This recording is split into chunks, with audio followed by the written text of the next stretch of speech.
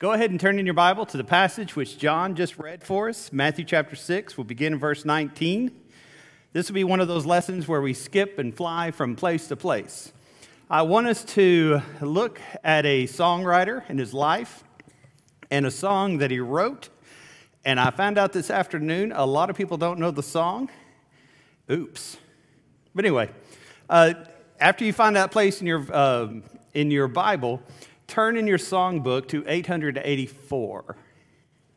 And I hope it's 884. I used to remember where all these songs were. I used to be able to find these songs fast because I turned at them every single day. There you go. 884.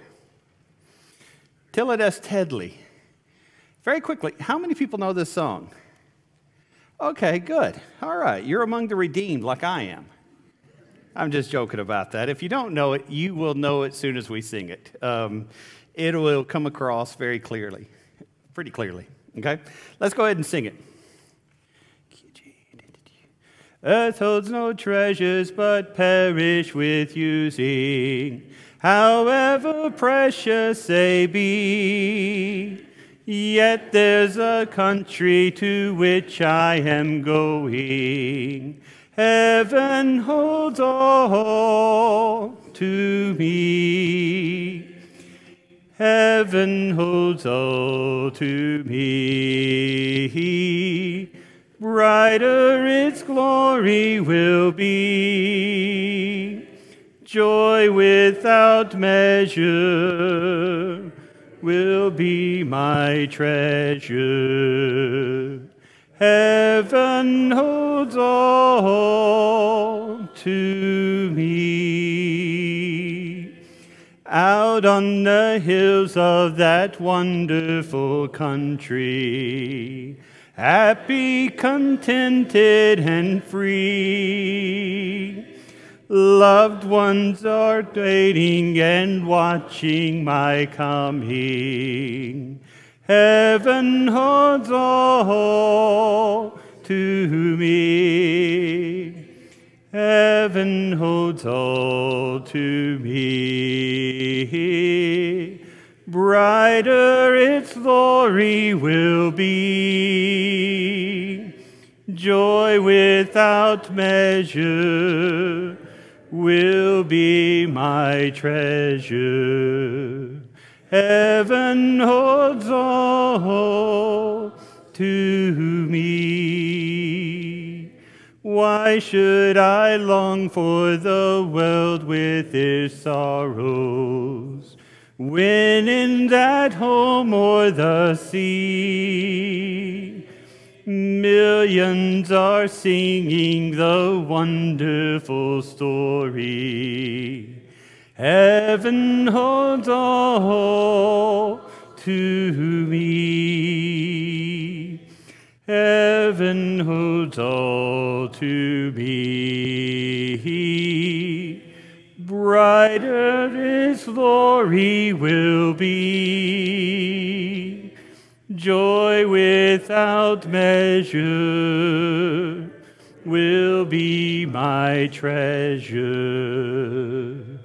Heaven holds all to me. All right, we know it. Tillit S Teddlie, you can see his picture up there. That's him when he's about 70. I met him. My dad was from Haskell, Texas, and if you don't know where that is, you're along with everybody else except maybe 300 people who actually live in Haskell, Texas. But it's at the very base of the Texas Panhandle. That's where he grew up. And they hosted what was called a normal singing school. I'm not sure where the word normal came from, but that's what they always called them. And if you are part of the Texas tradition, and it happened a little bit in Tennessee in the 1800s, they would oftentimes have what was called singing schools. And the theory back in those days was the most important part of church. Now, you didn't hear a preacher say this, okay? But the most important part of worship was the singing. And if you could get the singing to work well, and if you could have the congregation sing well, you can endure the preacher and still have a good service. Now, we don't believe that here. We really like the preacher, right? But that's the way it was back then. And you'll notice that's true. The song leaders we have here, they really make our worship to be better. And so he came by, this man, Tillit S Teddlie, and Robert S. Arnold, who wrote quite a few songs, and they came by to visit at that singing school that I was going to. And it was one of those things where I didn't really give it all that much honor, much thought to, because this was probably about 1985. I would be about 13, 14 years old, and these dudes, Tillit S Teddlie was probably about 98 or 99 at that time. Robert Arnold was like 91. And, sometimes when you're a younger age, you don't have that much respect for some of these older guys, and you don't realize what all that they've done and how much they have shaped the world that you are in when you come to church. But here's some of the songs which he has written. In Heaven They're Singing Redemption Sweet Song. You probably have heard of that one. Oh, the Deaths and the Riches of God's Saving Grace. Oft We Come Together, Lord's Supper Song. Singing Redemption Sweet Song. Swiftly Returning Life's Daily Pages. We Shall Meet Someday. What Shall Your Answer Be? When We Meet in Sweet Communion, another Lord's Supper song. And Worthy Art Thou. Those are the songs that are in our songbook that we know of. He wrote about 6 different songbooks, and so he wrote somewhere in the range of 1,500 songs. So if you have 8 stick out of 1,500, I guess that's pretty decent. But he was a man who was well known as far as leading these singing schools. He also preached his entire life from the time that he was baptized all the way to the very end. He spent the last year of his life in a nursing home. And he also was a big believer in children's homes. He was a director of 2 different ones, and he oftentimes would take the proceeds from singing schools and donate it to the children's homes which are there. That was a very important thing to him. Now the question is, where did this song come from? And here's the reason why I bring that up. If you look in your songbook, at the bottom of it, it says 1932. And if you look in a lot of the songbooks that are around, and if you look them up online and you look up stories about where songs came from, they're going to say this song is from 1932, and they're going to say the background of the song is Tillit S Teddlie as he was traveling back to his home place. Maybe if you've moved away from where you grew up, and you go back and see who's moved there, you go back and see what the place looked like, and the house he had lived in was just about falling in. And as he looked at the place and saw how it was falling in, he sat down on the front steps and he wrote this song. Now, Tillit S Teddlie, the last few years of his life, told a totally different song, or a story about the song. According to him, he wrote the words to this song in 1915 on a day that he was baptized. He was baptized in Temple, Texas, and that Sunday afternoon, everybody went home. He was so elated, he didn't want to leave the church building because he wanted to be sure he was there that night. And so he sat on the doorstep of the church building and wrote this out as a pledge to God as he had just given his life to God. Now, which one of those is correct? I don't know, and I don't guess it really matters. But he wrote this poem on the very inside cover of his Bible, and he was buried with this Bible as well. And so those words are always with him. And this was his favorite song. And so on his gravestone, if you go visit it, it says, "Heaven holds all to me," Hebrews chapter 11 and verse 16. And so I want us to take a few minutes tonight to look at the song and see how it speaks to us. Sometimes we'll go through a song and we've heard it so many times, the words are flowing so well, or we're trying to keep up with the bass line or the alto line or whatever it may be. We're worried more about melody than we are what the words are saying, or we're saying the words so far out of habit, we're not taking time to dwell on what those words truly say. And so let's look at the first verse. "Earth holds no treasures, but perish with using, however precious they may be. Yet there's a country to which I am going. Heaven holds all to me." If you look at the later editions of his song, they all say Matthew 6, 19 through 21. Brother Howard, who edited our songbooks, thought that fit it very, very well, and it does. When you look at the words of that first verse, Matthew 6, beginning of verse 19, says, "Don't lay up treasures for yourself here upon this earth, because moth and rust will destroy, thieves will break in and steal. But lay up for yourselves treasures in heaven, where moth and rust cannot corrupt, and thieves cannot break and steal. For where your treasure is, that's where your heart is as well. Wherever your treasure is, that is where your heart will be. So often, we put so much emphasis on the things we own, on the reputation that we have, on what people think about us, and what we treasure very much in this physical world. But Brother Teddlie saw that those things pass. And maybe he saw it pass because that day he was baptized and he was changing away from his old life and turning to a new life. Perhaps he recognized those things had passed because the house that he grew up in, and it was always in a condition that he remembered growing up in, where he was the 8th of 9 children, where all of his brothers and sisters would live in a house. Those memories were all that remained because everybody was gone and the house had fallen in. How often do we feel like the things that we own are going to last forever? How often do we think that our house and our car, our bank accounts, those things which we hold to so closely are really going to last? In Ecclesiastes chapter 2, verses 1 through 11, Solomon takes a step back. The preacher, Kuloth, takes a step back, and he begins to examine himself. Solomon was in a special place because he, among all people, had the opportunity to figure out what is it that makes a person happy. Wiser than anybody else, wealthier than anyone else. He's more wealthy than Elon Musk. He's more wealthy than all these other tycoons which we hear of today. And so he went out on a task. What is it that makes a person happy? And so he started off, as you look there in chapter 2, and he said, I'm going to make myself happy by just enjoying myself, taking advantage of pleasure. That got old. He decided, you know what? I'm going to drink wine. I'm going to get drunk, and I'm going to live as a drunkard where I have no problems at all. But you wake up with a hangover, and you wake up with regrets. So he began to build gardens. He began to build trees. He began to build monuments to himself. He began to build buildings. But once those were done, the newness wore off, and it was worth nothing. So he began to work on his legacy and his reputation. He began to create great buildings and things such as that. And finally, he says, you know what? It's all vanity. All these things that promise life, all these things that I've thought would bring happiness in my life, every one of them have disappeared. Every one of them are gone. As Acts chapter 8 and verse 20, the apostles were speaking to Simon the sorcerer. Simon had offered to buy the gift of miracles. And they said, Simon, your money will perish with you because that's what you truly treasure. You know, when we pass away, what is it that you really take with you? Tillit Teddlie brought his Bible. It was laid upon his chest. It had this beautiful poem on it. But what is it that you truly take with you? What is it that truly matters? And so as you look at that first chapter, you see that really nothing matters except your relationship that you have with God. But he goes a little bit deeper.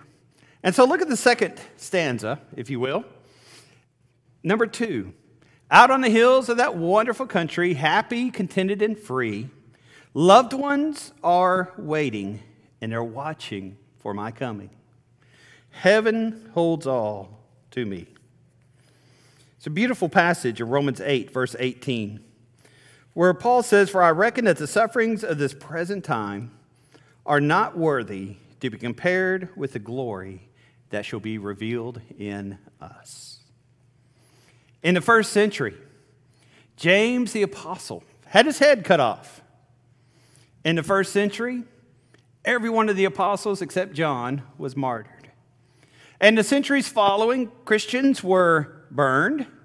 They had their skin boiled off. They were crucified. They were flayed. In fact, every way that you could think that you could kill somebody, somebody tried it on a Christian, even feeding it to beasts, even throwing it into the sea, turning them into fish food.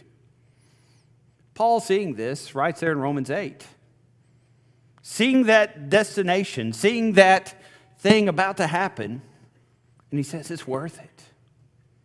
And let me tell you something today. Your life in Christ is worth it. You may be in a troubled marriage where your spouse does not love God. You may be in a difficult situation in your home where it's hard to be a Christian and treat people the way Christians should treat people. But your faith is worth it. You may be a person who struggles at work because the workplace where you work, the environment is not a godly workplace and it pulls you down. Your faithfulness is worth it. You may have a physical body where it hurts to come to worship, where you're not able to do the things that you want to do because of physical ailments, where it's hard to live as a Christian should live. Let me tell you, it's worth it. Whatever you have to endure, whatever you have to do, whatever you have to go through, it is worth it to be a New Testament Christian, to have that relationship with God. But verse 2 goes a little bit deeper than that.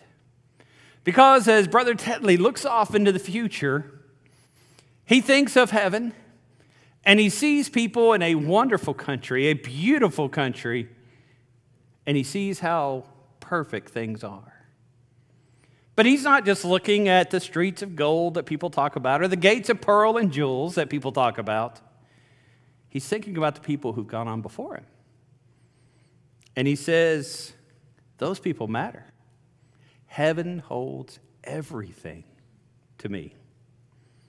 In 1 Thessalonians chapter 4, beginning in verse 13, the writer there, Paul, says, I would not have you, ignorant brethren, as those who have no hope. For if we believe that Jesus died and was raised again, we know also that he shall bring those who have died in him to be back with us. Who do you want to see in heaven? First of all, I want to see Adam and ask him why he listened to his wife and ate that fruit. I want to listen to Noah and listen about what it was like to build the ark and listen to what it was like after the ark when he struggled so greatly. I want to talk to Solomon, the wisest man who's ever lived, and get insight from him. I want to see Luke. I want to see John. I want to see Matthew. Deeper than that, each one of us have somebody personal we want to see. People who we've known who have passed on from this life. Heaven holds all to me. Number 3, why should I long for this world with its sorrows? When in that land or the sea, millions are singing the wonderful story, heaven holds all to me. Why do we long for this world, knowing this world is full of pain and hurt and death? Why do we long for a world that is broken, that is hurting, a world that does not offer the promise of perfect rest, but a world that holds sin and holds sin so greatly? We get so caught up in the things of this world. Some people are caught up in money and bills. 1 Timothy 6 through 10 tells us that the love of money is one of the roots of all evil. People who get caught up in it are pierced through and through over and over. This one thing is certain, Paul says, we came into this world with nothing, and we're going to leave it with nothing. And yet so many people are caught up with money. Many people are caught up with power.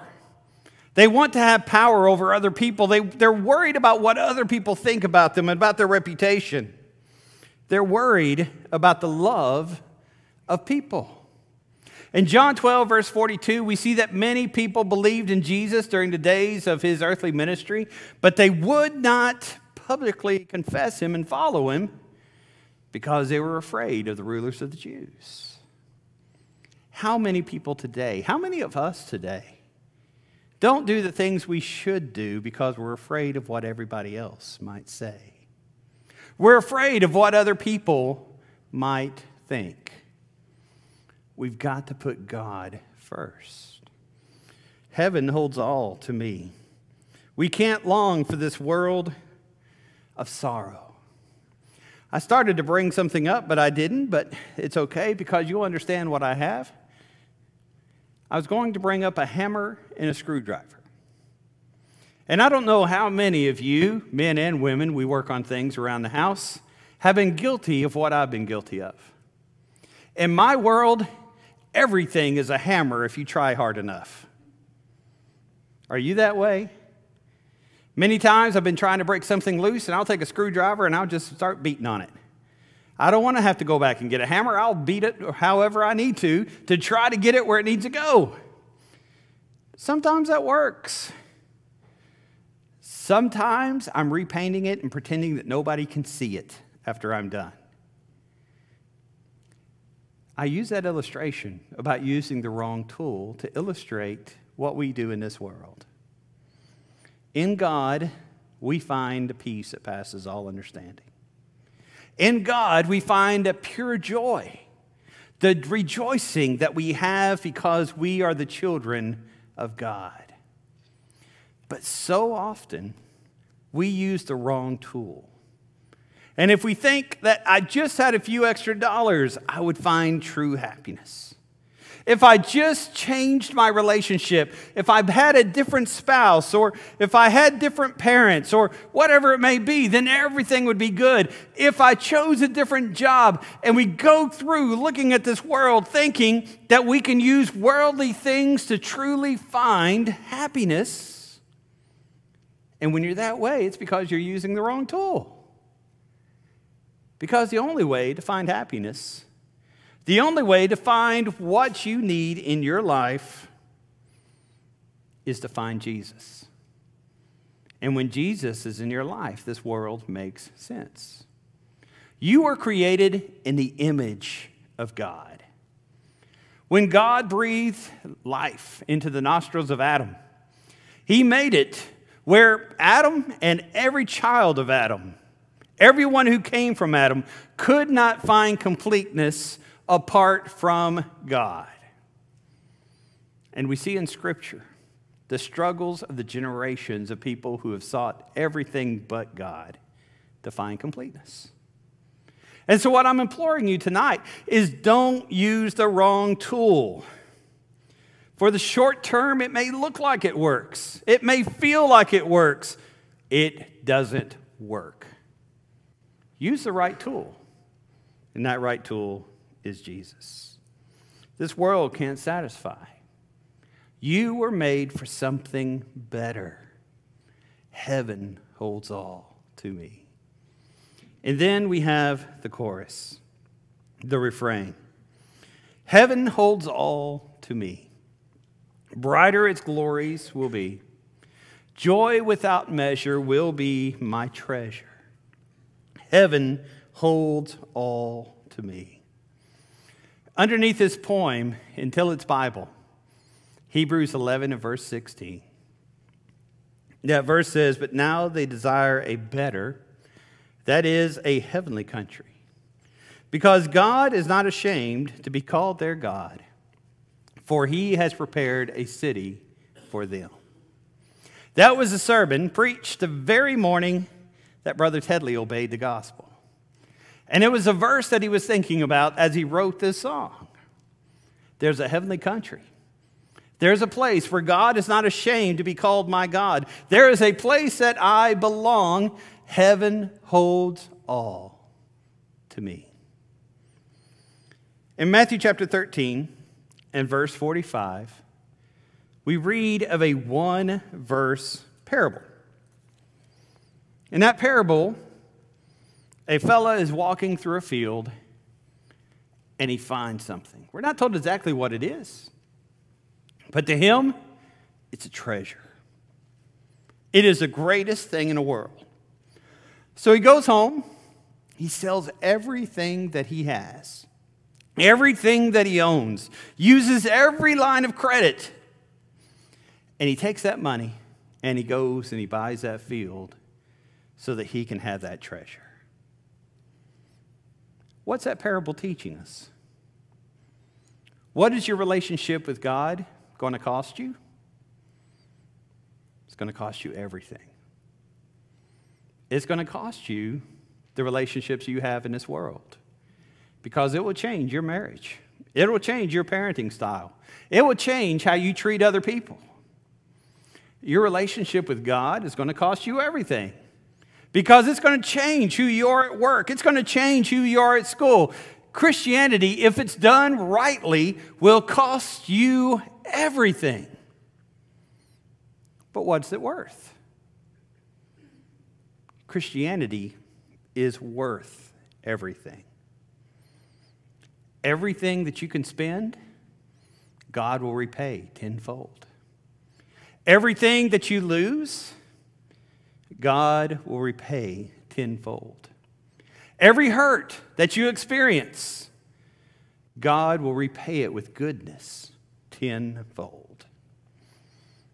Tillit Teddlie, a century ago, sat on the steps in Temple, Texas, of a church building, and he wrote this song. And back then, his pledge was this: heaven holds all to me. This week, as we get ready to leave this building, recall that we are the army of God. God has a mission for you, not just to be a Christian inside of this building, but to be a Christian outside of this building. When people see you at work this week, let them see, not just by your words, but your actions. Heaven holds all to me. When people see you in your family, inside those doors of your home where nobody sees you except the people very closely to you, let them see, not just by your words, but your action. Heaven holds all to me.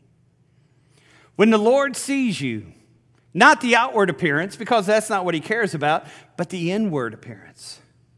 When Jesus sees the thoughts of your heart, when he sees the intent of your life, when he sees what it is that you treasure, let Jesus know that heaven holds all to you.